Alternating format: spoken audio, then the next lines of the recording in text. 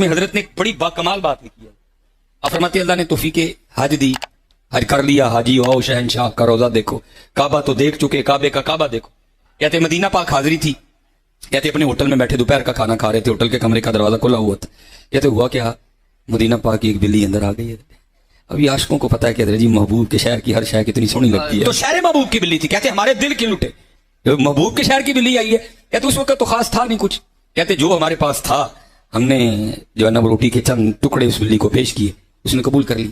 اس میں حضرت نے لکھا ہے کہ ہمارے ساتھ ہمارے کمرے میں پاکستان سے آئی ایک سیاسی شخصیت بھی ٹھہری ہوئی تھی.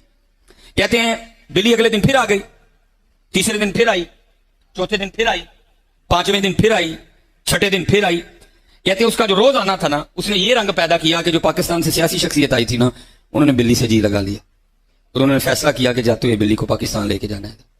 سیاسی آدمی تھے, امبیسی سے امبیسی فون ہوا, اجازت مل گئی, پی آئی اے سے کاغذی کارروائی مکمل کروائی, سعودی عربیہ میں آرڈر پہ بلی کے لیے ایک بڑا زبردست پنجرا تیار کروایا گیا.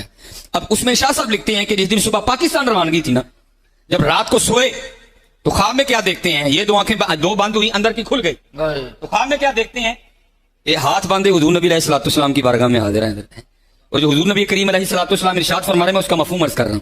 حضور نبی علیہ السلام ارشاد فرماتے ہیں, حاجی جس طرح تو خیر سے آیا تھا اللہ تجھے لے بھی جائے, بس اتنا کام کرنا کہ ہماری بلی نہ لے کے جانا, بس اتنا کام کرنا کہ ہماری بلی نہ لے کے جانا. اب اس میں لکھا ہے شاہ صاحب نے کہ وہ سیاسی شخصیت خواب ہی میں حضور نبی علیہ السلام کی بارگاہ میں عرض کرتے ہیں, محبوب مجھے اجازت دیں کہ میں بلی لے جاؤں, مجھے اجازت دیں کہ میں بلی لے جاؤں. آگے سے حضور نبی علیہ السلام ارشاد فرماتے ہیں, آپ ارشاد فرما رہا, حاجی تجھے کس طرح اجازت دوں, تجھے کس طرح اجازت دوں.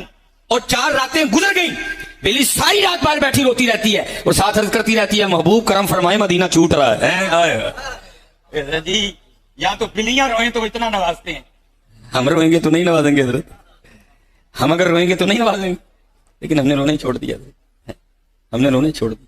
بسم اللہ الرحمن الرحیم. السلام علیکم ورحمۃ اللہ وبرکاتہ. محترم سامعین, کلپ آپ نے دیکھا, کیا بلی پر انہوں نے ایک کہانی بنائی اور لوگوں کے سامنے پیش کر دی. نہ کہانی کا سر ہے نہ پیر, بلکہ ایک جھوٹ پر مبنی کہانی ہے.